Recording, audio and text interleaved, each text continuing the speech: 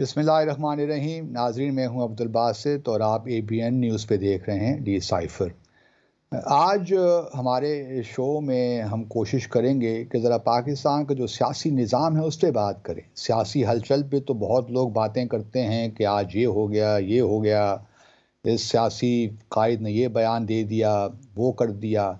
लेकिन मैं चाहता हूँ कि जो हमारे प्रॉब्लम्स की जड़ है उस तक हम पहुँचने की कोशिश करें और ज़रा समझने की कोशिश करें कि आफ्टर ऑल पाकिस्तान का जो हमारी जो सियासी कश्ती है कौमी, ये हचकोले ही क्यों खाती रहती है, आगे क्यों नहीं बढ़ती? हमारे यहाँ अदम इस्तेहकाम की सूरत हाल क्यों रहती है? क्या हमारे यहाँ कुछ आइनी इश्यूज़ हैं? जो हमारा सियासी निज़ाम है वो हमारी ज़रूरियात हैं जो कौमी, उनसे मुताबिकत नहीं रखता? या हमारे यहाँ सियासी कल्चर ही नहीं पनप सका, उसको हम मैच्योर नहीं कर पाए, it has not been able to come of age. क्यों हम जो है दूसरे ममालिक से हम नहीं सीखते जहाँ जहाँ हमें सियासी इस्तेहकाम मिलता है? तो सवालात बहुत से हैं। तो इन पे आज मैंने चाहा कि रादर देन किसी सियासी शख्सियत को मैं मदऊ करूं अपने शो में, क्योंकि जब आप किसी शख्सियत को मदऊ करते हैं तो फिर सियासी बयानबाजी बहुत होती है, रादर देन कि हम इश्यूज़ को डिस्कस करें। तो एक ऐसे शख्स को मैं बुलाऊं अपने प्रोग्राम में जो कि हमें बाहर से जो चीज़ें वो देख रहा है शख्स, ज़रा हमें बताए उसकी कुछ एकेडमिक भी कुछ नज़र हो चीज़ों के ऊपर, उसने दुनिया भर में जो कंपैरेटिव स्टडी भी की हो, मुख्तलिफ सियासी निज़ाम जो दुनिया में इस वक्त हमें नज़र आते हैं उससे भी थोड़ी बहुत उनकी नज़र हो, ताकि हम सही मानों में इस्तेफ़ादा कर सकें और देखें कि हम अपने सियासी निज़ाम को किस तरह बेहतर बना सकते हैं, ताकि हर रोज़ ये जो बेयकीनी की सूरत हाल पैदा होती है इससे हम बाहर निकलें, थोड़ा सा अपनी इकॉनमी की तरफ तवज्जो दें, फॉरेन पॉलिसी को सही राह पे डालें। तो ये तमाम इश्यूज़ हैं जिन पे मैं आज बात करूँगा और मेरे साथ मौजूद हैं डॉक्टर आमना महमूद। ये प्रोफेसर हैं इंटरनेशनल इस्लामिक यूनिवर्सिटी इस्लामाबाद में, यूनिवर्सिटी ऑफ पंजाब से भी इनका ताल्लुक़ है और ये सियासत पढ़ाती हैं, बैनुल-अक़वामी ताल्लुकात ही पढ़ाती हैं। तो thank you very much, Dr. Mahmood, for joining us on Decipher. Can you hear me? Yes I can hear you. बहुत बहुत शुक्रिया अब्दुल बासित साहब, आपने इनवाइट किया और it has been an honour and pleasure to be in program, क्योंकि हम क्योंकि एक ही सब्जेक्ट के लोग हैं। तो आप प्रैक्टिशनर थे और मैं प्रोफेसर हूँ, और जो आपने मेंशन किया कि इट हैज़ बीन 3 डेकेड्स के मैं पॉलिटिकल साइंस पढ़ा रही हूँ, और ये कंपैरेटिव पॉलिटिक्स और कंपैरेटिव फॉरेन पॉलिसी क्योंकि मेरा एरिया है। तो जो आपने बात की और तो मुझे खुशी हुई आपने मुझे इनवाइट किया।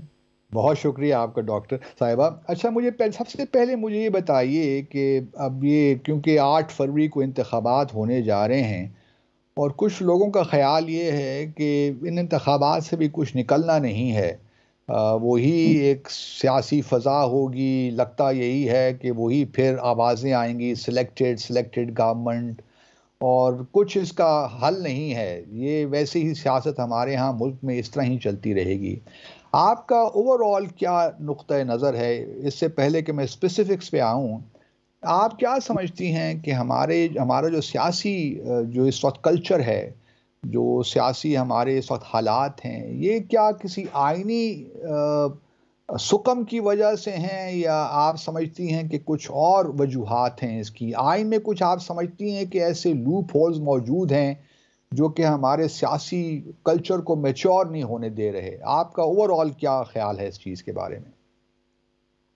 बासित साहब, मैं तो ये समझती हूँ कि आइन जो है वो एक बेहतर डॉक्यूमेंट है, और जैसे आपने भी मेंशन किया कि हम कंपैरेटिव गवर्नमेंट्स पढ़ते हैं दुनिया के दूसरे मुल्कों में, आइन से ज़्यादा जो है वो पॉलिटिकल कल्चर मैटर करता है।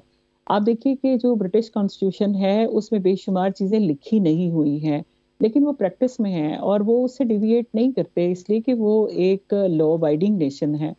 तो जबकि हमारे यहाँ बिल्कुल डिफरेंट सूरत हाल है कि हमारे यहाँ जो चीज़ें लिखी भी हुई हैं हम उसके लिए रास्ते तलाश करते हैं कि हम उन्हें कैसे बाईपास कर सकें। तो जो असल में मसला है हमारे पॉलिटिकल कल्चर का, कि एक तो हम रूल ऑफ लॉ पे बिलीव नहीं करते हैं, दूसरी ये कि हम फेयर कंपटीशन पे भी बिलीव नहीं करते। तीसरे हमारे जो इंस्टीट्यूशनल बैलेंस है वो कायम नहीं रहता, और सारे इदारे अगर अपने कॉन्स्टिट्यूशनल फ्रेमवर्क में रहें तो फिर काम बेहतर हो सकता है। तो इनफैक्ट जो प्रैक्टिस है वो ज़्यादा मैटर कर रही है हमारे यहाँ, और जो हमारा पॉलिटिकल कल्चर है नो रूल ऑफ लॉ का, वो बहुत ज़्यादा हमें ख़राब कर रहा है। और ये पॉलिटिक्स में सूरत हाल यही रहेगी अगर हमारे सारे इदारे गवर्नमेंट के भी और नॉन गवर्नमेंटल भी, जिसमें पॉलिटिकल पार्टी हैं, सिविल सोसाइटी ऑर्गेनाइजेशंस भी हैं, और उसके साथ हमारी पार्लियामेंट, हमारी जुडिशरी और हमारी जो एग्जेक्टिव है, ये भी अपने अपने दायरे में रहें। और इसके साथ हमारा स्टेट अपरेटस यानी कि जो हमारी मिलिट्री और हमारे सिविल लॉ इन्फोर्सिंग एजेंसीज हैं, ये सब अपने फ्रेमवर्क को फॉलो करें तो मेरा ख्याल है कि सिस्टम बेहतर हो सकता है। लेकिन फिलहाल तो ऐसे नज़र नहीं आ रहा। अच्छा, बहुत से लोगों का ख्याल है डॉक्टर साहिबा कि हमारा शायद मिजाज मुल्क का ऐसा ही है कि हमें शायद ये जो पार्लिमानी सिस्टम है जो हमने एमुलेट किया है बरतानिया से, उनसे लिया है, उनकी लेगेसी है, वो शायद हमें सूट ही नहीं करता। और कायद-ए-आज़म मोहम्मद अली जिन्ना का भी लोग कहते हैं कि शायद यही ख्याल था कि हमें एक सदारती निज़ाम तर्ज की हुकूमत लानी चाहिए। तो है कि तमाम पॉलिटिकल पार्टीज़ जो भी पार्लियामेंट आती है, थोड़ा बहुत कॉन्स्टिट्यूशनल में हम पार्लिमानी निज़ाम से सदारती निज़ाम की तरफ जाएं। आपका इस बारे में क्या आपकी राय है कि क्या पार्लिमानी सिस्टम हमारे लिए ठीक है, हमारी ज़रूरियात के मुताबिक है? असल में ये पार्लिमानी सिस्टम जो है ये बड़ा डिमांडिंग होता है। इसमें आपको जो अवाम को भी और सियासी शऊर की बड़ी ज़्यादा ज़रूरत होती है ताकि वो सही नुमाइंदे चुन सकें। और जब आप एक बड़ी पार्लियामेंट को इख्तियार दे देते हैं और दो इदारों को कंबाइन कर देते हैं, यानी कि मुकन्ना और इंतज़ामिया, यानी एग्जेक्टिव और पार्लियामेंट को दोनों को कंबाइन कर देते हैं, और पहले पार्लियामेंट इलेक्ट होती है और उसमें से फिर गवर्नमेंट बनती है, तो वो जो सारे थ्योरेटिकल बातें हैं ना कि पार्लियामेंट अकाउंटेबिलिटी करती है, गवर्नमेंट अपने दायरे में रहती है, और जब तक पार्लियामेंट का वो एंजॉय करती है कॉन्फिडेंस तो वो रहती है, और अगर वो उनसे डिविएट करती है तो फिर गवर्नमेंट को जाना पड़ता है, वोट ऑफ नो कॉन्फिडेंस आ जाता है। ये सारी बातें थ्योरेटिकल होती हैं, क्योंकि जब पार्लियामेंट बन जाती है तो मेजोरिटी पार्टी फिर कॉम्प्रोमाइज करती रहती है। वो अपने जो वजीर हैं और प्राइम मिनिस्टर की, उनकी वो कैपेसिटी नहीं होती है उनका एहतसाब करने की, इसलिए वो पार्टी लीडर्स होते हैं। और फिर ये कि मेजॉरिटी पार्टी का मेंबर होने की हैसियत से उन्हें खुद भी बहुत फायदे होते हैं, तो वो अकाउंटेबिलिटी वगैरह जैसी चीजें, और जो पार्लियामेंट्री निज़ाम की स्पिरिट है कि एक अच्छी अपोजिशन और एक अच्छी जो पार्टी बॉन्ड्स हैं वो हों, और पार्टी के अंदर भी लोग इतने बाअमल और इतने ज़्यादा बाइख्तियार हों कि वो अपने पॉलिटिकल लीडर्स की का एहतसाब कर सके पार्लियामेंट में बैठ के, तो ये हम प्रैक्टिस नहीं कर पाए। और आपने देखा है कि जो पार्टी गवर्नमेंट से बाहर होती है वो सदारती निज़ाम की बात करती है, और जो खुद पार्लियामेंट में बैठी होती है वो फिर उसकी बात कर ये हमारे सदारती निज़ाम के खिलाफ बात करती है। सदारती निज़ाम मेरे ख्याल में पाकिस्तान जैसे मुल्कों के लिए इसलिए बेहतर है कि एक स्ट्रॉन्ग एग्जेक्टिव होता है और एक स्ट्रॉन्ग पार्लियामेंट भी होती है, और उसमें फिर डिवीजन ऑफ पावर होता है, तो कोई इदारा अपने इख्तियार से बाहर नहीं जा सकता। लेकिन बदकिस्मती से जो हमने 1962 का सदारती निज़ाम बनाया था वो तकरीबन सदारती निज़ाम के भी खिलाफ था, इसलिए कि वहाँ पे एक चीफ एग्जेक्टिव के पास सारी पावर्स थी और मुकन्ना की पावर्स ना होने के बराबर थी। तो मेरा ख्याल है कि जो आप कह रहे हैं कि कायद-ए-आज़म पे कुछ इल्ज़ाम भी है जो खालिद बिन सईद जैसे लोगों ने लगाया हुआ है कि उन्होंने वॉइस रीगल ट्रेडिशंस इस्तेमाल की और उसके ज़रिए उन्होंने सारे इदारे डेवलप किए। एक तो 2 बातें, एक तो उनको पता था कि वो बहुत जल्दी चले जाएँगे, जो शायद सारी कौम को नहीं पता था। तो इसलिए वो चाहते थे कि जाने से पहले सारे इदारे जो बना दिए जाएँ, जो नई ममलिकत को चाहिए। लेकिन उससे भी ज़्यादा ये कि यहाँ पे लोग आप देखें कि हमारी शायद कौम का मिज़ाज है कि हर चीज़ के लिए उन्हें डंडा इस्तेमाल उनके ऊपर किया जाता है, जिसको हम ये कहते हैं, अगरचे ये ज़रा हार्श वर्ड है, लेकिन बहरहाल यानी सख्ती इस्तेमाल करनी पड़ती है और उसके बगैर काम नहीं होता। हम डिसिप्लिन लोग नहीं हैं, सेल्फ डिसिप्लिन नहीं है, और ये पोस्ट कॉलोनियल नेशंस के ये फीचर्स में से एक होता है जो हमारे यहाँ है। क्योंकि हमने 150-200 साल का कॉलोनियल रूल बर्दाश्त किया, तो हमें आदत पड़ जाती है हर काम हुक्मनामे के ज़रिए आए। तो उसमें अगर आप बहुत पार्टिसिपेंट कल्चर शुरू कर देते हैं और एक पार्लियामेंट में डिबेट और सब, तो पार्लियामेंट में डिबेट भी अच्छी चीज़ है, लेकिन इख्तियारात का जो इर्तिकाज है, यानी कि कंसंट्रेशन ऑफ पावर है, वो हमसे बर्दाश्त नहीं होती, और हमारे ऊपर कोई चेक एंड बैलेंस ना हो तो फिर इवन जो डेमोक्रेटिक गवर्नमेंट है वो भी जब पावर में आती हैं तो वो भी आज़ाद और खुद मुख्तार हो जाती हैं, और वो खुद अवाम के हकूक़ को तबाह करना शुरू कर देती हैं। तो मेरा ख्याल है जो आप हम बात कर रहे हैं उसके लिहाज से presidential form of government Pakistan के लिए बेहतर है। लेकिन डॉक्टर साहब फिर इसी के हवाले से लोग ये आर्गूमेंट भी देते हैं कि जी ये आप क्या बात करते हैं, हमारा हमसाया मुल्क भारत है, वहाँ तो ये निज़ाम ठीक ठाक चल रहा है, पार्लिमानी निज़ाम, हम भी वही लोग हैं, हमारा डीएनए भी एक जैसा ही है, उनके और हमारे मसाइल भी तकरीबन एक जैसे ही हैं। तो अगर वहाँ पे जमहूरियत, पार्लिमानी जमहूरियत चल सकती है, आपने सेपरेशन ऑफ पावर्स की बात की, अगर उसके मुताबिक चेक्स एंड बैलेंसेस कुछ हम जो इनहेरेंटली जो हो सकते हैं पॉसिबल पार्लिमानी सिस्टम में भी, तो अगर भारत में चल सकता है तो पाकिस्तान में क्यों नहीं? जो लोग सदारती निज़ाम के ख़िलाफ़ हैं वो ये फिर काउंटर आर्गूमेंट भी देते हैं। तो आप इसको किस तरह एक लिहाज से काउंटर करेंगे इस आर्गूमेंट को?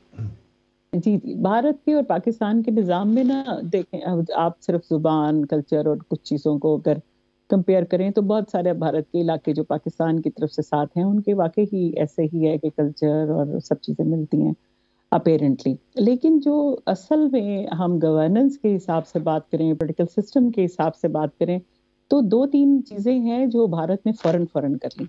एक तो ये कि कॉन्स्टिट्यूशन उन्होंने फ़ौरन बना लिया, और उसमें ये कि जो उन्होंने एक स्ट्रॉन्ग फेडरेशन नहीं बनाई बल्कि उन्होंने यूनियन बनाई है। उसमें ये कि जो प्रोविंसेस हैं उनकी पावर्स एक तो कम है जितनी हमारे प्रोविंसेस को प्रोविंशियल ऑटोनॉमी की डिमांड थी, और 1948 में ही बंगाल ने complete political provincial autonomy demand कर ली थी। ऐसा कोई करने का मौका नहीं मिला भारतीय प्रोविंसेस को। तो वहाँ पे एक स्ट्रॉन्ग यूनियन का सिस्टम है, जो एक फेडरेशन भी है, और उसके दरमियान उन्होंने यूनियन टेरिटरीज बनाए हुए हैं, जिसकी वजह से हर प्रोविंस में 2-3 शहर उन्होंने यूनियन टेरिटरी रखे हैं, जिसकी वजह से उनका सूबों की पॉलिटिक्स पे भी कंट्रोल रहता है और कोई ऑटोनॉमी नहीं कर सकता। दूसरे ये कि भारत ने जो बहुत ही अच्छा काम किया, देखिए हम दोनों पोस्ट कॉलोनियल हैं और हम दोनों ने ब्रिटिश से आज़ादी हासिल की। हमारे यहाँ वही ब्यूरोक्रेसी थी और जो उनके पास है, और इसी तरह मिलिट्री भी वही थी, और ये दो जो शोबे थे इनको हम सोर्ड ऑफ राज कह सकते हैं, मिलिट्री को ज़्यादा और ब्यूरोक्रेसी को कम। लेकिन हमारे वाले खिते में यहाँ पे फ्यूडल्स का और ब्यूरोक्रेसी का और मिलिट्री का अलायंस था इन प्रोसेस ऑफ गवर्नेंस, जो ब्रिटिश रूल को फैसिलिटेट करता था और उसकी बेस बनाता था। भारत ने सबसे पहले ये किया कि उन्होंने जो ब्यूरोक्रेसी, मिलिट्री और इंडिया की बाकी सारी सर्विसेज यानी एजुकेशन, हेल्थ, उनके सारे पर्क्स और बेनिफिट्स बराबर कर दी। अब ये कि ब्यूरोक्रेसी कोई प्रिविलेज सर्विस नहीं है कि जो ब्यूरोक्रेट बन जाएगा वो 200% उसको अलाउंसेस मिलेंगे, उसकी पावर्स बेतहाशा होंगी, उसके पास वो पर्क्स एंड बेनिफिट्स होंगे जो बाकी सर्विस के लोगों के पास नहीं होंगे। तो इसलिए कुछ लोग जो जाएंगे वो फिर प्रिविलेज हो जाएंगे और फिर वो अपनी मनमानी करेंगे और हुकूमत पे, गवर्नेंस पे उनका कंट्रोल होगा। सेकंड, जो मिलिट्री की बहुत ज्यादा पर्क्स एंड बेनिफिट्स थी उन्होंने इमीडिएटली कम नहीं की, लेकिन आहिस्ता आहिस्ता ये किया कि सिविलियन इदारों के जिस वक्त तनख्वाही बढ़ाई, अलाउंसेस बढ़ाए, तो मिलिट्री के फर्दर इंक्रीज नहीं किए, और 5 साल के अरसे में, तकरीबन 6 साल के अरसे में तो ये एट पार आ गए सिविलियन के साथ। तो इस तरह जो मिलिट्री की एक्स्ट्रा ऑर्डिनरी पोजीशन थी कि वहां जो जाता है, और जैसे अंग्रेज ने एक political economy of military recruitment बनाई हुई थी कि मिलिट्री सर्विस की वजह से आपको राइट टू वोट भी मिलता है और डीसी भी आता है, तो वो इलाके में जो सूबेदार साहब होते हैं वो उनके डेरे पे आके बैठता है और इस तरह से उनकी बड़ी बात होती है। तो ये सारा कुछ इंडिया ने ख़त्म कर दिया कि उन्होंने मिलिट्री का वो जो स्टेटस था, जो सोर्ड ऑफ राज का था, उसको उन्होंने डाइल्यूट कर दिया। तीसरे ये कि इमीडिएटली आप देखें कि इंडिया ने फ्यूडलिज्म ख़त्म कर दिया, जबकि आपके उनका जो प्राइम मिनिस्टर है वो खुद फ्यूडल क्लास से था, वो रिस्ट्रिक्टेड था, लेकिन उसने इमीडिएटली ये ख़त्म कर दिया। तो वो जो 3 इंस्ट्रूमेंट थे कॉलोनियल रूल के, वो इंडिया ने अपने जो कॉन्स्टिट्यूशन के मुताबिक कर लिए। जो उनकी फिर वो जो एक स्पेशल पोजीशन थी अवाम के रूल में, जो सबसे बड़ा जो उनकी रुकावट थी, वो इंडिया ने खत्म कर दी। तो फिर हम इंडिया के बराबर नहीं रहे। इंडिया में लेकिन डॉक्टर साहब इससे डॉक्टर साहब सॉरी कता कलामी हो रही है, इससे तो फिर एक आर्गुमेंट ये भी निकलता है ना कि ये फिर पार्लिमानी निज़ाम की ख़राबी नहीं है, हमने वो इक़दामात नहीं लिए जिस तरह आप फरमा रही, हमने लैंड रिफॉर्म नहीं किए, हमने ब्यूरोक्रेटिक जो अपना सिस्टम था उसको ठीक नहीं किया। तो इसमें पार्लिमानी निज़ाम में क्या खराबी है फिर? ये तो हमने वो इकदाम हाँ, नहीं लिए जो भारत ने लिए हैं। जी जी, मैं इसमें ऐड करूंगी आप जो कह रहे हैं कि उसमें ये है कि इंडिया में जो पॉलिटिकल पार्टीज थी फिर वो ज्यादा पावरफुल हो गई ना। जो पार्लिमानी निजाम के लिए पॉलिटिकल पार्टीज का स्ट्रांग होना बड़ा जरूरी है, और खास तौर पे जहाँ पे मल्टी पार्टी सिस्टम हो, जहाँ मल्टी एथनिक सोसाइटी हो, जहाँ पे 20 जुबानें बोली जाती हों, और वहाँ के लोगों को अलग अलग अपने रीजनल इंटरेस्ट भी प्रोटेक्ट करने हैं और नेशनल इंटरेस्ट को भी देखना है। तो वहाँ पे स्ट्रांग नेशनल पॉलिटिकल पार्टीज चाहिए, जो कि इंडिया में भी लैकिंग है। इसलिए वहां पे सेपरेशन मूवमेंट्स भी चल रही हैं कि वहां पे उनके पास इतनी स्ट्रांग पॉलिटिकल पार्टीज नहीं है। लेकिन जो कम से कम आप देखिए कि कम से कम जो 30 इयर्स का पीरियड है इंडिया के क्याम के फौरन बाद, वहां पे एक स्ट्रांग पॉलिटिकल पार्टी कांग्रेस मौजूद थी, जो कि कैटर कर रही थी एक मेजर चंक ऑफ वोट, जिसकी वजह से उनकी गवर्नमेंट बनती चली जाती थी। ये 77 तक तो ऐसे ही हुआ उनके साथ। तो जो स्ट्रॉन्ग पॉलिटिकल पार्टीज हैं वो इनएविटेबल हैं पार्लियामेंट्री फॉर्म ऑफ गवर्नमेंट के लिए। हमारे यहाँ पॉलिटिकल पार्टीज तो हैं लेकिन वो स्ट्रॉन्ग नहीं है। और उसके साथ जो हमने अभी इन 3 इंस्टीट्यूशंस की बात की, वो डोमिनेट करते हैं पॉलिटिकल पार्टीज को। तो क्योंकि वो गवर्नमेंट सेक्टर में है, उनके पास पावर है, उनके पास रिसोर्सेज हैं, जबकि पॉलिटिकल पार्टीज के पास ना पावर है ना रिसोर्सेज हैं। और जो पावर और रिसोर्सेज है वो फ्यूडल्स की तरफ से या इंडस्ट्रियलिस्ट की तरफ से आते हैं, यानी कि एलीट की तरफ से आते हैं। तो पार्लियामेंट्री फॉर्म ऑफ गवर्नमेंट में आपको मिडिल क्लास की पॉलिटिकल पार्टी चाहिए होती है, मिडिल क्लास का रूल चाहिए होता है, और फिर ही वो सक्सेसफुल हो सकता है। तो ये जो 3-4 फैक्टर, यानी 3 मेजर और चौथा ये अभी जो हम बात करें पॉलिटिकल पार्टीज का, ये फैक्टर्स थे हैं जो मेरे ख्याल में इंडिया में पार्लियामेंट्री डेमोक्रेसी को सपोर्ट करते हैं, और हमारे यहाँ पार्लियामेंट्री डेमोक्रेसी की राह में सबसे बड़ी रुकावट है। तो आप क्यों क्या समझते हैं, चूंकि आपने सियासी जमातों की बात की है, तो आपके ख्याल में हमारे यहाँ जो पॉलिटिकल पार्टीज़ हैं वो क्यों नहीं इवॉल्व हो सकी सही मानों में डेमोक्रेटिक पॉलिटिकल पार्टीज़ या एज इंस्टीट्यूशंस? उसमें क्या वजह बनी उस? देखिए, एक तो ये कि जिस वक्त हम पाकिस्तान के फॉर्मेटिव फेज की बात करें तो हम देखते हैं कि इलेक्शंस बहुत देर में हुए पाकिस्तान बनने के बाद, और 2 सूबों में जिस वक्त इलेक्शन हुए बारी बारी 52 में और उसके बाद 54 में यहाँ पे बंगाल में, उस वक्त जो जो मेन पॉलिटिकल पार्टी थी मुस्लिम लीग, दैट वाज डिफीटेड।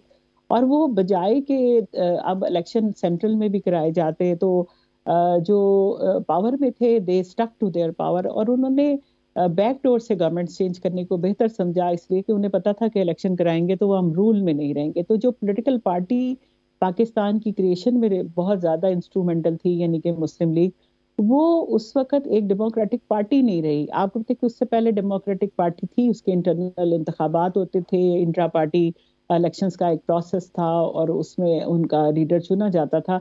लेकिन पाकिस्तान बनने के बाद जो पार्टी के अंदर डेमोक्रेसी नहीं थी, पार्टी के जो उसका उसका तर्ज अमल था वो बिल्कुल भी ऐसा नहीं था, और पार्टी के अंदर से ब्रेक अवे फैक्शंस निकले जिन्होंने और पॉलिटिकल पार्टी बना ली। लेकिन फर्स्ट जनरल इलेक्शन ही पाकिस्तान में जाके कहीं जो है वो हो ही नहीं सके, और आखिर तक एडवर्टाइज होता रहा कि होंगे, और फिर यहाँ के तक के मार्शल्लाह आ गया।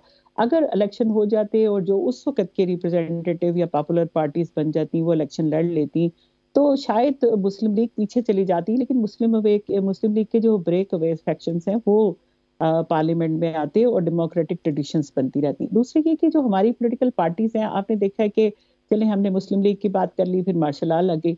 मार्शल लॉ लगी तो वो 62 का जो पॉलिटिकल पार्टी एक्ट आया है, आप अगर उसको देखें तो उसका काम ही यही है कि पॉलिटिकल पार्टीज को रोक दिया जाए। और ये उस जब जब अयूब खान साहब ने डेमोक्रेसी रिस्टोर की, तो वो जो 2 पॉलिटिकल पार्टी बनी, एक किंग्स पार्टी थी, यानी वो अयूब खान के रूल के लिए बनाई गई थी, और एक दूसरी एक ऑपोजिशन पार्टी थी, और उसके साथ उसी तरह से ही सलूक हुआ जैसे डिक्टेटरशिप में होता है पॉलिटिकल पार्टीज के साथ। और इसके बाद जो third political party, major political party हमने पीपल्स पार्टी देखी, वो शायद फर्स्ट सोशलिस्ट लेफ्टिस्ट पार्टी के तौर पे उभरी। लेकिन उनकी भी जो लीडर थे उनकी तरबियत भी मिलिट्री रूल में हुई हुई थी। इनफैक्ट जो उनकी लीडरशिप है that evolve during the period of specially Bhutto साहब जो थे, जुल्फकार अली भुट्टो। और फिर ये नॉर्म्स बन गई कि जो जिसको जब तक एस्टैब्लिशमेंट सपोर्ट नहीं करेगी वो पॉलिटिकल पार्टी पावर में नहीं आ सकेगी। तो ये जो कल्चर है सबऑर्डिनेशन का, ये हमारा पोस्ट कॉलोनियल लेगेसी के तौर पे रहा, जबकि इंडिया ने ये खत्म कर दिया था। इंडिया में मिलिट्री के पास ये कोई सहूलत मौजूद नहीं है कि वो पॉलिटिकल पार्टीज को इन्फ्लुएंस कर सके या उनकी कैंपेन में बैकडोर से या सामने आके किसी तरह कंट्रीब्यूट करे। Same is the case with bureaucracy. और फ्यूडल्स जो हैं उनका इतना इन्फ्लुएंस नहीं है कि वो अपने हल्के से बाहर उनका इन्फ्लुएंस कर सकें पॉलिटिकल पार्टीज को। तो आई थिंक जो तीन मेजर फैक्टर हैं वो पॉलिटिकल पार्टीज की ग्रोथ में, और उसके बाद सेंसरशिप और फ्रीडम ऑफ स्पीच पे पाबंदी वगैरह, ये वो फैक्टर्स हैं जो पॉलिटिकल पार्टीज की ग्रोथ में डेट्रीमेंटल रहे। उसके बाद आपने देखा कि डेमोक्रेसी का भी वही हाल हुआ कि जब भुट्टो साहब पावर में आया तो दो इलेक्टेड गवर्नमेंट, एक को डिसमिस कर दिया, दूसरी ने रिजाइन कर दिया एहतजाज में। इसका मतलब है कि वो पॉलिटिकल पार्टी डेमोक्रेटिक गवर्नमेंट होते हुए भी डेमोक्रेटिक नॉर्म्स को नहीं लेके चल रही। ठीक, अगर वो डेमोक्रेटिक नॉर्म्स को लेके चलते तो पॉलिटिकल पार्टीज ग्रो करती रहती।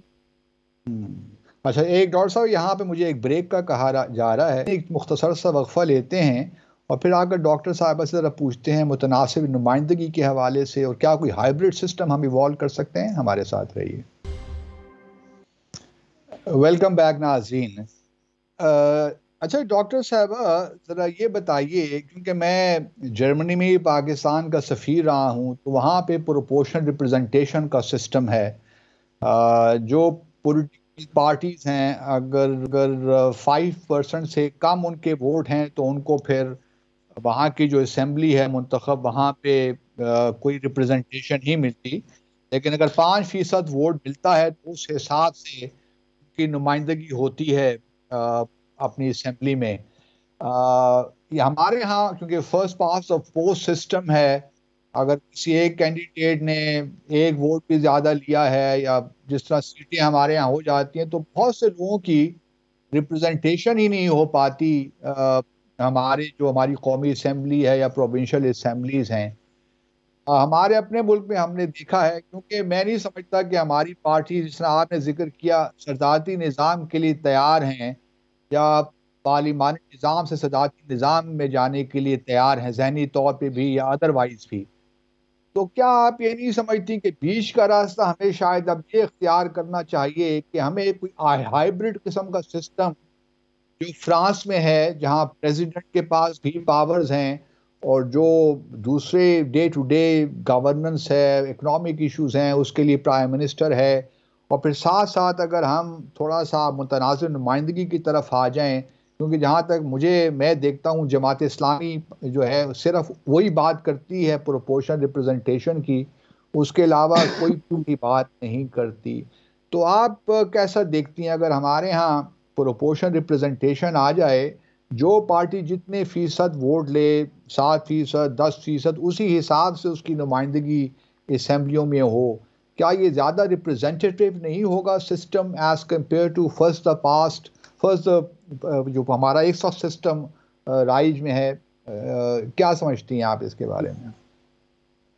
जी जी, मैं बिल्कुल इससे एग्री करती हूँ जो आप बात कर रहे हैं। जर्मनी का सिस्टम में जो बड़ा मुश्किल, मैंने नाम याद किए थे, बंडस्टैग और बंडस्टैग, जब मैं पढ़ती थी तो। और जी, तो वहाँ पे प्रोपोर्शनल रिप्रेजेंटेशन है। स्विट्जरलैंड में प्रोपोर्शनल रिप्रेजेंटेशन है, जहाँ पे जो है फेडरेशंस होती हैं आमतौर पे, वहाँ पे प्रोपोर्शनल रिप्रेजेंटेशन होना बड़ी सही बात होती है।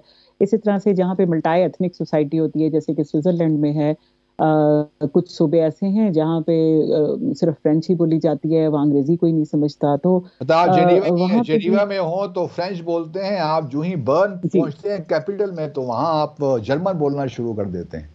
जी बिल्कुल ऐसे ही है। तो वहाँ पे जो प्रोविंसेस हैं वो इतने ज्यादा स्ट्रिक्टली अपने कल्चरल वैल्यूज पे चलते हैं, लैंग्वेज फॉलो करते हैं कि स्विट्जरलैंड में अगर ये हमारा वाला निज़ाम हुकूमत होता तो कब से टूट फूट चुका होता ना। तो ये हमारी असल में जो प्रोपोर्शनल रिप्रेजेंटेशन है, इसी ने उसको बचाया हुआ है। और पॉलिटिकल पार्टीज वही जो आपको पता है, ये बरतानिया में भी डिबेट है, क्योंकि वहाँ पे भी स्कॉटलैंड है और फिर वेल्स है और फिर आयरिश भी हैं, जबकि वहाँ पे एक यूनिटरी फॉर्म ऑफ गवर्नमेंट है। तो वहाँ पे ये दो डिबेट्स मुसलसल चलती रहती हैं कि एक तो ये कि इसको फेडरेशन बना देना चाहिए, और उसको दूसरे ये कि यहाँ पे प्रोपोर्शनल रिप्रेजेंटेशन आना चाहिए, क्योंकि वो ज़्यादा डेमोक्रेटिक है। जैसे कि आपने भी बताया कि अगर कोई 51% वोट ले गया है तो इसका मतलब है 49% वोट तो रिप्रेजेंट ही नहीं हो रहा ना। और 49% रिप्रेजेंट नहीं हो रहा, तो उसका मतलब है कि एक पॉलिटिकल पार्टी का वो ही एक बंदा जो डोमिनेट कर गया है, वो बाकी 49 को मेनी टाइम्स परसिक्यूट करना शुरू कर देगा, इसलिए कि उन्होंने उसको वोट नहीं दिया है। तो ये तो बहुत ही नॉन डेमोक्रेटिक एक रिप्रेजेंटेशन है। तो जो पॉलिटिकल पार्टीज उसको सपोर्ट नहीं करती क्योंकि वो कॉलोनियल लेगेसी पे चल रही हैं, और उनके लिए ये बड़ा आसान होता है कि जो ज़्यादा डोमिनेटिंग बंदा होता है, वो इलेक्टेबल्स भी इसीलिए लिए जाते हैं ना, कि जो इलेक्टेबल हैं वो जीत जाते हैं, उनके जीतने की प्रोबेबिलिटी ज़्यादा होती है, और वो फिर उनको ही टिकट दे दिए जाते हैं। अगर हम प्रोपोर्शनल रिप्रेजेंटेशन करें तो एक तो हमारा वोट भी जो सारा का सारा रिप्रेजेंट होगा। अगर एक पार्टी 5% से ज्यादा वोट ले रही है, 10% ले रही है, इसको हम लिस्ट सिस्टम में भी कर सकते हैं। लिस्ट सिस्टम होता है कि अगर आप 100 की पार्लियामेंट है तो जिसने 10% लिए हैं उसको 10 सीटें दे दें, जिसने 20% लिए हैं उसको 20 सीटें दे दें। तो इस तरह से every single vote is counting, और फिर ये कि हर पॉलिटिकल पार्टी की जो स्ट्रेंथ होती है वो पार्लियामेंट में नजर आती है, फिर वो उसकी परफॉर्मेंस में भी नजर आती है। अब इस वक्त जो हम सिस्टम चला रहे हैं उसमें कोई कोई तरीका नहीं है कि हम इनकी परफॉर्मेंस के बेस के ऊपर इनको जज कर सकें, या जो 51% पे आया है और उसके बाद वो गलत पॉलिसीज उस हल्के के लिए भी अडॉप्ट कर रहा है तो हम उसको रोक सकें। तो मेरा तो ये ख्याल है कि I am strong supporter of proportional representation, और हमें पाकिस्तान में जितनी जल्दी ये हो सके। पहले हम ये बात करते थे कि हमारे यहाँ पॉलिटिकल मेच्योरिटी नहीं है, लोगों को पता नहीं है, वोटर्स जो है वो गूफ है, और जिस तरह से हमें माशाल्लाह में सुनने को मिलता था कि इनको तो कंट्रोल डेमोक्रेसी चाहिए because they are not able to use their wisdom. तो इनको जो कोई कहता है ये वो कर देते हैं और फिर किसी के कहने पे वोट देते हैं। तो अब ये वाली बात नहीं है। अब मेरा ख्याल है कि जो हमारा वोटर है वो पॉलिटिकल पार्टीज उसको अंडर एस्टिमेट करी हैं, वो उससे कहीं ज्यादा एक्टिव है। दूसरे जो आपका क्वेश्चन है हाइब्रिड सिस्टम का, तो असल में ये जो हाइब्रिड सिस्टम की टर्म है ना, आपको पता है कि हमारे यहाँ आमतौर पे इसको हाइब्रिड रिजीम जिसको कहते हैं, उसमें Yeah. बैक एंड पे मिलिट्री होती है और सामने जो है ना सिविलियन फेस होता है, इसको हम हाइब्रिड गवर्नमेंट कहते हैं। लेकिन इनफैक्ट जो आप बात कर रहे हैं हाइब्रिड सिस्टम की, that is a system that is in the middle of parliamentary and presidential form of government, जैसे कि फ्रांस में है ना।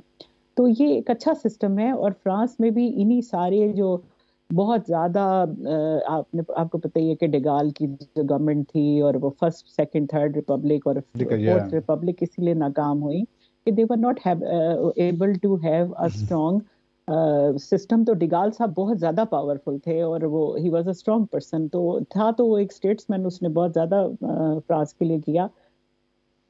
लेकिन बहरहाल ये फिफ्थ रिपब्लिक के तहत जो सिस्टम आया है, इसने वहां पे बहुत ज्यादा पॉलिटिकल स्टेबिलिटी पैदा की है और पॉलिटिकल सिस्टम को मेच्योरिटी भी दी है, और फिर ये बैलेंस भी है कि सिस्टम कोलैप्स नहीं होता अगर दोनों के पास बैलेंस है, यानी कि पावर का बैलेंस है, जैसे कि प्राइम मिनिस्टर के पास और प्रेसिडेंट के पास। और दूसरी ये कि आपने देखा है कि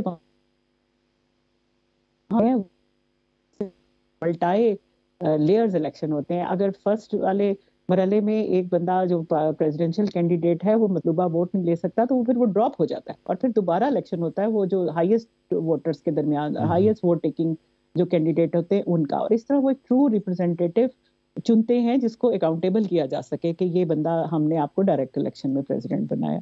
तो मेरा ख्याल है कि हमें इसके मुतालिक सोचना चाहिए कि हम एक बैलेंस सिस्टम बना सकें।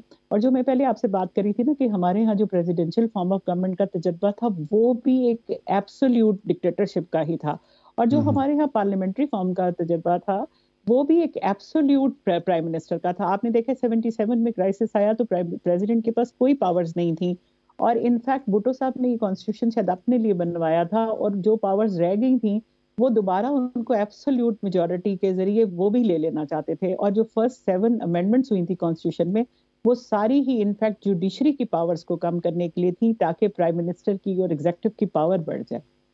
तो वो भी in fact true parliamentary form of government नहीं था। तो हम अगर दोनों को अपनी स्पिरिट के मुताबिक चलाते तो हम बहुत देर से स्टेबिलिटी ला चुके होते। तीसरा जो पॉइंट है वो मैं कहना चाहती हूँ कि जिस वक्त इंस्टीट्यूशनल बैलेंस नहीं होता और इदारे पीछे से कंट्रोल हो रहे होते हैं, तो उसमें फिर ये कि रिस्पॉन्सिबिलिटी कोई नहीं ले रहा होता। तो आप देखें कि सिविलियन गवर्नमेंट्स कहती हैं हम तो ये कर ही नहीं रहे थे, और कोई रिस्पॉन्सिबिलिटी लेने वाला नहीं होता। तो इसकी वजह से भी जो सिस्टम है वो डिस्टॉर्ट होता है। नहीं तो अच्छा ये बताइए, अभी पिछली पार्लियामेंट में या उससे पिछली जो हमारी असेंबली थी, उन्होंने 18th अमेंडमेंट को पास किया और उससे प्रोविंसेस को बड़ी ज़बरदस्त ऑटोनॉमी मिली। और अब हमारे तकरीबन 50 साल हो गए हैं 1973 के कॉन्स्टिट्यूशन को भी। और हमने देखा कि 18th अमेंडमेंट एक मेजर चीज़ थी जो हुई। उसके बाद फिर जो एबिरेशंस हुई थी ज़ियाउल हक साहब के ज़माने, मिसाल के तौर आर्टिकल 58 की अगर मैं बात करूं, वो भी उसको भी फिर ख़त्म कर दिया गया, क्योंकि सदर के पास ये इख्तियार कि वो असम्बली को किसी वक्त भी तहलील कर सकता है, किसी तौर भी एक लिहाज से उसकी कोई मंतक नहीं बनती थी। तो ये सारी चीज़ें हुई, लेकिन आप किस तरह देखती हैं 18th अमेंडमेंट को ख़ास तौर पे, क्योंकि बहुत से लोगों के तहफ़्फ़ुज़ात ये भी हैं कि हमारी एक नज़रियाती रियासत है, इसका अपना एक तशख़्ख़ुस है, और इस वक्त हम देख रहे हैं कि हमारे यहाँ मुख्तलिफ़ तालीमी निज़ाम चल रहे हैं, हर प्रोविंस अपनी अपनी हाँक रहा है, तो शायद ये हमारी कौमी वहदत के भी उससे मुताबिकत नहीं रखता या उसके भी ख़िलाफ़ है। तो 18th अमेंडमेंट को भी हमें थोड़ा तब्दील करना चाहिए। तो क्या आप भी इसी तरह यही ख्यालात रखती हैं या आपका कुछ डिफरेंट पर्सपेक्टिव है इन मामलात में? जी, जी, मेरा ज़रा डिफरेंट पर्सपेक्टिव है। या तो हम पाकिस्तान में भी वही कर लेते जो इंडिया ने इमीडिएटली यूनियन बना लिया और पूरा कंट्रोल सूबों पे भी एस्टेब्लिश कर लिया।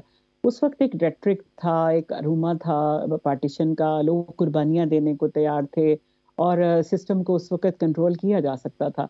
लेकिन जब आपने इतना लिंगर ऑन कर दिया और हर जो गवर्नमेंट है उसको ये फेस करना पड़ता था प्रोविंशियल ऑटोनॉमी का जो जो एक डिमांड है प्रोविंसेस की वजह से। तो देखिए 2 रवैये हैं ना, एक रवैया तो ये है कि आप एक यूनिटरी फॉर्म ऑफ गवर्नमेंट बना लें और पूरे मुल्क को अपनी मर्ज़ी से चलाएँ। और दूसरा तरीका ये है कि आप जो प्रोविंसेस हैं उनको इंटरनल ऑटोनॉमी दें, आप उनको अपनी हैसियत को और अपनी इंटरनल पावर्स को एक्सरसाइज़ करने दें। अभी मैं आपको स्विट्ज़रलैंड की मिसाल दे रही थी ना, तो वहाँ पे जो सूबे हैं वो कभी भी अलग नहीं हुए, इसलिए अलग होने की बात ही नहीं करते हैं। आप वहाँ पे भी रहे हैं, आप जर्मनी में भी रहे हैं। तो जब provincial autonomy, local culture preserve होता है, लोगों को जहाँ पे लोगों को अपनी आइडेंटिटी का एहसास है, आइडेंटिटी दुनिया में सबसे बड़ा क्राइसिस है। जब आप किसी की आइडेंटिटी को चैलेंज करते हैं, तो उसकी फिर सब चीज़ें चैलेंज हो जाती हैं और वो इतने इनसिक्योर हो जाते हैं कि फिर सेपरेटिस्ट मूवमेंट शुरू हो जाती हैं। तो ये वाला जो पॉइंट ऑफ व्यू है ना, ये भी एस्टेब्लिशमेंट का I am sorry point of view है।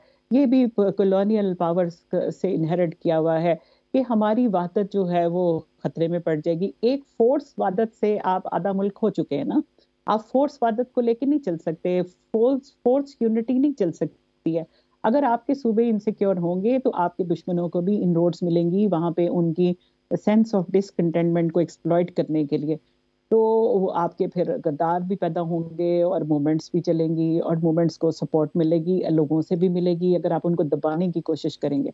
तो जिनके जो सेंटिमेंट्स हैं प्रोविंसेस के वो एड्रेस होने चाहिए, उनको पार्टिसिपेशन मिलनी चाहिए, उनको अपने सिस्टम के ऊपर कंट्रोल होना चाहिए। देखिए और जो मुख्तलिफ निज़ाम चल रहे हैं वो सिर्फ सूबों में नहीं चल रहे। इस वक्त अभी आप देखिए इतने बड़े फिगर्स आ रहे हैं कि 21 मिलियन डॉलर आप भेज रहे हैं, कैम्ब्रिज की फी दे रहे हैं, जबकि आपका बजट जो है वो 3 बिलियन डॉलर का भी नहीं है, जो एजुकेशन का लोकल बजट है। तो आप इतना पैसा कैम्ब्रिज पे भेज रहे हैं, आपने उसको तो एड्रेस करने के लिए कुछ नहीं किया। क्या हमारे जो ग्रामर के इदारे यहाँ पे कैम्ब्रिज के सिस्टम पढ़ा रहे हैं वो इस काबिल नहीं है कि अपने मुल्क में उसके इम्तिहान लिए जाएं? हम अपने मुल्क में एक इम्तिहान का सिस्टम भी नहीं बना सकते और हम अभी कैम्ब्रिज की वो है ए लेवल पे डिपेंड कर रहे हैं। क्या हमने अच्छा। सारे लोग वहां से निकालें? आप खुद माशाल्लाह इतने पढ़े लिखे हैं और आपके बैच के बहुत लोग होंगे जो गांव के होंगे और उन्होंने बड़े अच्छे नंबर लिए होंगे और उन्होंने सीएसएस में बड़ी पोजीशंस ली होंगी और वो बड़े बड़े डीआईजी और सेक्रेटरी रिटायर हुए होंगे। मेरा ख्याल है आप इसको बहुत बड़े नंबर को से वाकिफ होंगे। अच्छा ये बताइए कि तो आप बात कर रहे थे, मैं एक और डिबेट भी चल रही है इसी कॉन्टेक्स्ट में कि शायद हमारे यहाँ ये जो 4 प्रोविंसेस हैं इनको भी अब थोड़ा बहुत रीऑर्गेनाइज करने की ज़रूरत है, जिस तरह भारत ने किया। मतलब बहुत से मिसालें भारत में मिलती हैं कि बहुत बड़े बड़े प्रोविंसेस स्टेट्स थी, उनको 2 हिस्सों में तकसीम कर दिया। मेरे जहन में मिसाल के आ रहा है तेलंगाना, मध्य प्रदेश वगैरह, और बहुत हाँ सी तेलंगाना स्टेट्स आ भी रहा है, वो लेटेस्ट एग्जांपल है। जी हाँ कार्व आउट हुई। तो हमारे यहाँ आप नहीं समझती कि पंजाब की बहुत ज़्यादा डोमिनेंस है हमारे सिस्टम के अंदर? कोई थोड़ा प्रोविंसेस को रीऑर्गेनाइज करें, डिविजन्स जो इस वक्त हैं उस लेवल पे ले आएं, ताकि जो एथनिक टेंशन हैं वो भी ख़त्म हों, एडमिनिस्ट्रेटिव जो प्रॉब्लम है वो भी ख़त्म हों। इसके बारे में आपकी क्या राय है एज ए पॉलिटिकल साइंटिस्ट? देखिए जो जी अभी आपने वो तेलंगाना की बात की है, तो उसको भी जब बनाया गया है तो वो भी एथनिक बेसिस पे बनाया गया ना। इसका मतलब है कि जो एक सूबे की आइडेंटिटी और लैंग्वेज जो है वो थ्रेट नहीं है। अगर आप उसको रोकने की कोशिश करेंगे तो वो थ्रेट है, लेकिन अगर आप नहीं कोशिश करते, उसको सपोर्ट करते हैं। और आप देखिए कि जो अमेरिका को हम कहते हैं कि melting pot of different nationalities, लेकिन अभी भी वहाँ पे कई स्टेट्स का जो बैलेट पेपर है वो 21 जुबानों में पब्लिश होता है, इसलिए कि वहाँ पे लोग अपनी जुबान बोलते हैं। दुनिया में अभी जो हम तो सिर्फ इंग्लिश से ही वाकिफ हैं। जब मैं यूएस गई तो वहाँ पे स्पेनिश स्पीकिंग एरियाज हैं, वहाँ पे किसी को अंग्रेजी नहीं आती, वहाँ पे स्कूल भी सारे स्पेनिश में पढ़ाते हैं। तो इसी तरह से कई चाइना टाउन्स बन चुके हैं, वहाँ पे इतने ज्यादा चाइनीज डोमिनेट करते हैं और वो उनको रिस्पेक्ट देते हैं। और इसमें कोई गलत बात नहीं है। और इंग्लिश को भी इंग्लिशिश कर दिया गया है कि हर एक का अपना एक्सेंट है, वो उसका लोकल एक्सेंट है, कोई मसला नहीं है इसमें। तो हमें इन बातों से बाहर आना ही पड़ेगा और हमें नहीं, उसमें मिसाल के तौर पर अपने साउथ जो साउथ लोकल जनूबी कल्चर है उनको पंजाब है, सपोर्ट करना। जनूबी पंजाब को अलग सो बनाने में क्या जी, कबाहत है, या कराची को फॉर दैट मैटर? कोई कोई कबाहत नहीं है मेरे ख्याल में, इस पे कोई कबाहत नहीं है। सिर्फ ये कि कॉन्स्टिट्यूशनल प्रोसेस फॉलो होना चाहिए कि वो देखिए जो साउथ पंजाब के लोग बैठे हुए हैं पंजाब की असम्बली में, वो भी, और इसके साथ सेंट्रल पंजाब के और फिर नॉर्थ पंजाब के लोग बैठे हुए हैं। तो वो आपस में अगर पॉलिटिकल पार्टीज के लेवल पे कंसेंसस जनरेट कर लें कि वहां से एक रेजोल्यूशन भेज दी जाए सेंटर को कि इसको बना दिया जाए, तो इसमें कोई हर्ज नहीं है। और ओके। मेरा तो ख्याल है जो आप बता रहे हैं कि जो आप बात कर रहे हैं कि डिविजनल लेवल पे लाया जा सकता है, देखिए हम ना असल में बड़े ज्यादा इस बात से स्केयर्ड हैं कि लोकल गवर्नमेंट स्ट्रांग हो जाती ना। और ironically local government is the best mode for public authority and public power. They ये आर द जनरेट करने बेसिस के ऑफ लिए दो एनी तीन चीजें हैं डेमोक्रेसी, जो एक्चुअली फंडामेंटल है वो तो, बिल्कुल। Exactly exactly. लेकिन या हमारे यहाँ आयरॉनिकली जब भी लोकल गवर्नमेंट्स आई हैं वो सिर्फ एक बदनीयती की वजह से डिक्टेटर्स ने पैदा की, इसलिए कि they want to replace it with provincial governments.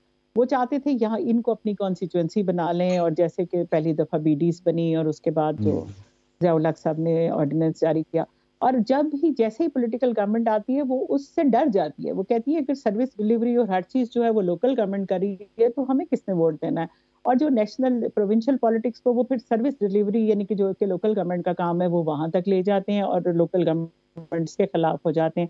इसी वजह से लोकल गवर्नमेंट स्ट्रांग नहीं हो सकी और जो ग्रास रूट लेवल से हमारे पास लीडरशिप नहीं आ सकी, हमें हमारे ऊपर चलिए, लीडरशिप मैं इम्पोज कर दी मैं जाती डॉक्टर है जो साहब, कि मुझे एक वक्फे का हेरिडिटी। कहा जा रहा है, एक मुख्तसर सा वक्फा लेते हैं दोस्तों, और फिर आकर ज़रा सा बात करते हैं सियासी और अस्करी जो एक तवाज़ुन है हमारा रिलेशनशिप सियासत में, और फिर आर्टिकल 62 63 की बहुत सी बातें हो रही हैं। हमारे साथ रहिए। वेलकम बैक नाज़रीन। हमारे साथ डॉक्टर आमना महमूद मौजूद हैं। बड़ी ज़बरदस्त गुफ्तगू इनसे चल रही है।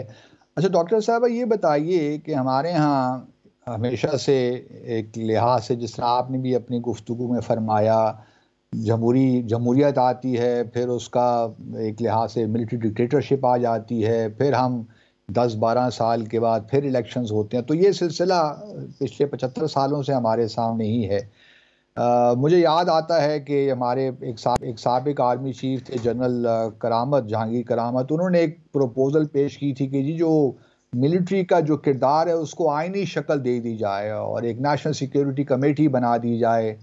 लेकिन उनको फिर इस्तीफ़ा देना पड़ गया, इतना पॉलिटिकल प्रेशर बढ़ा। हमने देखा कि फिर बाद में नेशनल सिक्योरिटी कमेटी बना दी भी गई, और वो मिलती भी है, उसकी मीटिंग्स भी होती हैं जिसको प्राइम मिनिस्टर चेयर करते हैं।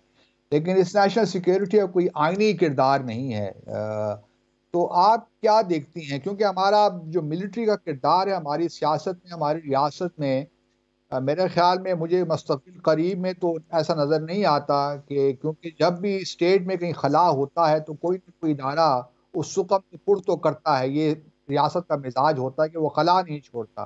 तो चूँकि हमारा सियासी निज़ाम उस तरह मैच्योर नहीं हो सका, जिस तरह आपने फरमाया, पॉलिटिकल पार्टीज़ हमारी डेमोक्रेटिक नहीं हैं, वो स्ट्रॉन्ग नहीं हो सकी, तो लामहला मिलिट्री को भी इंटरफेयर करना पड़ा मुख्तलिफ हालात में। तो अब ये क्या आप ज़रूरत महसूस करती हैं कि मिलिट्री का जो रोल है हमारी सियासत में या रियासत में, उसको थोड़ा सा आईनी के देख कर देना चाहिए ताकि बहस ही खत्म हो जाए हमेशा के लिए?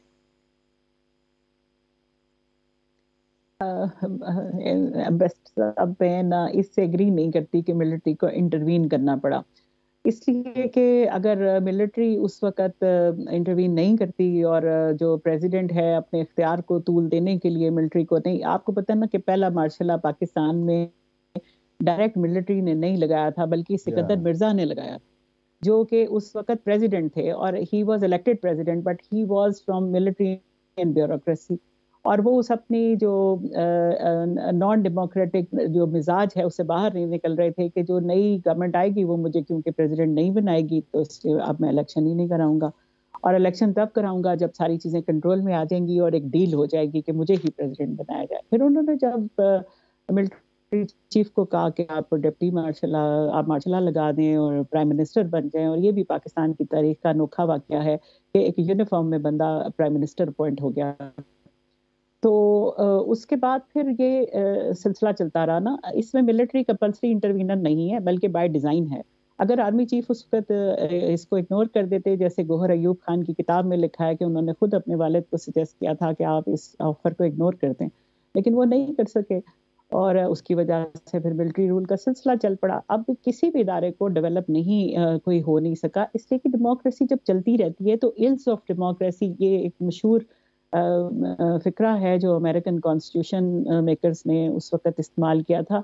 और 1910s में फर्स्ट जो अशरा था 20वीं सदी का, उसमें अमेरिका में भी हमारे जैसी डेमोक्रेसी थी और उसको वो कहते हैं कि they treated the ills of democracy with more democracy, कि उन्होंने अपॉइंटमेंट की टिकट देने की पावर्स भी लोगों को दे दी, जिसको हम प्राइमरीज कहते हैं ना, अमेरिका में होती हैं और उससे लोगों को टिकट मिलते हैं। तो हमने जो है वो अब डेमोक्रेटिक प्रोसेस बार बार रोका और उसके बाद जब वो रिस्टोर हुआ, आप देखिए कि 90s में पॉलिटिक्स मैच्योर होने लग गई और वो जो अलायंसेस थे वो परमानेंट अलायंसेस की शक्ल में आ गए, लेकिन जो इंजीनियरिंग साथ साथ जारी रहती है उसकी वजह से फिर डेमोक्रेसी फिर डीरेल हो जाती है। और आप जो भी जहांगीर करामत साहब की बात कर रहे हैं, मैंने अपने थीसिस के लिए इनका इंटरव्यू किया था जब मैं अपना पीएचडी का थीसिस लिख रही थी, और ही was a very nice and kind person, लेकिन उनका जो मौकफ है वो उनका अपना है, उससे हमारा एग्री करना कोई जरूरी नहीं है। लेकिन इससे पहले ज़ियाउल हक ने 8th कॉन्स्टिट्यूशनल अमेंडमेंट की जो डिबेट है अगर आप पढ़ेंगे तो वहां पे भी एक नेशनल सिक्योरिटी काउंसिल प्रपोज की गई थी और 8th अमेंडमेंट की सारी चीजें पास हो गई, लेकिन पार्लियामेंट ने जो कि एक बिल्कुल पपेट लाइक पार्लियामेंट थी, उन्होंने भी इसको मंजूर नहीं किया क्योंकि उनका ख्याल है कि ये एक इंस्टीट्यूशनलाइज करना है मिलिट्री का रोल। और इस पे भी बड़ी डिबेट रहती है कि टर्किश टाइप जो हमें टर्किश मॉडल ऑफ डेमोक्रेसी अपना लेना चाहिए जिसमें आर्म फोर्सेस का एक रोल है, अगरचे अब वो उसको भी निकाल चुके। तो ये वाली जो डिबेट है कि इसकी कोई पावर्स होनी चाहिए, मेरा ये ख्याल है कि मिलिट्री को डिसंगेज किया ही नहीं जा सकता। मिलिट्री हर वक्त वॉचफुल रहती है। अभी हम देख रहे हैं जो हमारे सिस्टम में चल रहा है, एवरीबडी नोज के प्राइम मिनिस्टर वैसे भी केयर टेकन है डे टू डे अफेयर्स के लिए, लेकिन every task is to be taken by the army chief. अब उनके ऊपर ये जिम्मेदारी क्यों है? इसलिए कि कोई और सिस्टम में कर नहीं पा रहा। ये उनकी जजमेंट है या गवर्नमेंट की जजमेंट है, इस पे मैं बात नहीं कर सकती। लेकिन मसला ये है कि हमें जो है इसको अगर अगर ये खत्म नहीं कर सकते हम, तो दूसरी ऑप्शन तो यही है कि इसको इंस्टीट्यूशनलाइज करते हैं ताकि वो वहां बैठे और वो जिम्मेदारी लें। अभी तो वो अभी कोई जिम्मेदारी नहीं लेता। जो सिविलियन गवर्नमेंट है, आप पिछले 2 साल में जिनका भी टेन्योर पूरा हुआ है वो कहते हैं हमने तो कुछ किया ही नहीं है, ये सारी तबाही कोई और कर रहा था। और जबकि मिलिट्री कहती है कि ये सियासतदान नहीं सही चल रहे, इन्होंने पाकिस्तान का ये हाल कर दिया। तो मेरा ख्याल है जाती तौर पे, शायद बाकी सब लोग मुझसे एग्री ना करें इस पे, कि एक जब जो डी फैक्टो जो उनका रूल है उसको अगर डीजोर भी कर दिया जाए, उसे ज्यूरिस्डिक्शन में ले आया जाए, तो फिर अकाउंटेबिलिटी उनकी भी होगी ना कि ये 4 बंदे भी बैठे हैं, ये भी इस डिसीजन में रिस्पॉन्सिबल थे। तो मेरा ख्याल है कि हमारे पास कोई ऑप्शन नहीं है। इसको 10 साल चलाते हैं ना, फिर जब चलाएंगे और उनको भी वो सारी बातें सुननी पड़ेंगी जो सिविलियन पॉलिटिशियंस को सुननी पड़ती हैं, तो then they will be at par with every. अच्छा, हमारे पास वक्त बहुत मुख्तसर रहेगा डॉक्टर साहब, मैं थोड़ा सा आपसे ये भी जानना चाहता हूँ, हमारे यहाँ आर्टिकल 62, 63 पे भी बड़ी बहस होती है सादिक और अमीन को लेकर इसके बारे में आपका क्या ख्याल है? क्या ये प्रोविजंस कॉन्स्टिट्यूशन में रहनी चाहिए, या ये बिल्कुल ही एक लिहाज से इसके कोई मानी नहीं है, दुनिया में कहीं भी ऐसा नहीं होता इस किस्म की प्रोविजंस हों? आपको कोई दूसरी नज़ीर मिलती है किसी और मुल्कों में मुख्तलिफ आइन है, वहाँ पे कोई इस किस्म की चीज़ मिलती है आपको? जी, मेरी नज़र से तो ऐसा कोई कॉन्स्टिट्यूशन नहीं गुजरा, और ये भी आपको पता है कि ये भी एक डिक्टेटरशिप के ज़माने की यादगार हैं 62, 63। और ये एक्चुअली हमने देखा है कि हमारे सिस्टम में ये कभी सही तरह से तो यूटिलाइज़ हो नहीं रही होती, हमेशा टारगेट करने के लिए इस्तेमाल हो रही होती है। दूसरी बात के साथ ज़ाती तौर पे मैं समझती हूँ कि you can not separate culture from political government. तो आपने मशहूर फ़िक्रा सुना ना, जैसी कौम होती है वैसे वैसे हुक्मरान ही होते हैं। लोग आप हैं। दुनिया के करप्शन के लिहाज से कितने ऊपर हैं, आपका कितना दर्जा बुलंद है पर करप्शन के लिहाज से जो मुल्कों की लिस्ट बनती है, तो फिर आपके हुक्मरान किस तरह से करप्ट नहीं होंगे? आप हुक्मरान कहाँ से लाएँगे? जन्नत से उतारेंगे, अमेरिका से भी लाएँगे तो आप उनकी करप्शन भी देखिए, अच्छा, कल आपकी परसों जो आपकी है आप वो ट्रम्प साहब इस को भी चूँकि नाअहल किया। 8 फरवरी को इंतखाबात हो रहे हैं, तो आपको जो पाकिस्तानी वोटर है उसको क्या मशवरा होगा, वो किस तरह वोट दे? मैनिफेस्टो पढ़े, मेरा तो इलेक्शन? मशवरा होगा पाकिस्तानी वोटर को कि वो मैनिफेस्टो भी पढ़ें और वो उनकी हिस्ट्री भी देखें और अपने ज़मीर के हिसाब से वोट दें, पाकिस्तान को सामने रख के वोट दें, किसी दबाव के बगैर। Very nice. बहुत शुक्रिया डॉक्टर आमना महमूद, बहुत ही इस्तेफ़ादा किया हमने आपकी गुफ्तगू से। इंशाअल्लाह आइंदा भी आपसे इस्तेफ़ादा करते रहेंगे। नाज़रीन, आज आपने हम डिसाइफर में गुफ्तगू सुनी। इंशाअल्लाह कल शब 10 बजे दोबारा आपसे मुलाकात होगी। अपना और अपने इर्द गिर्द रहने वालों का ख्याल रखिएगा। अल्लाह हाफ़िज़।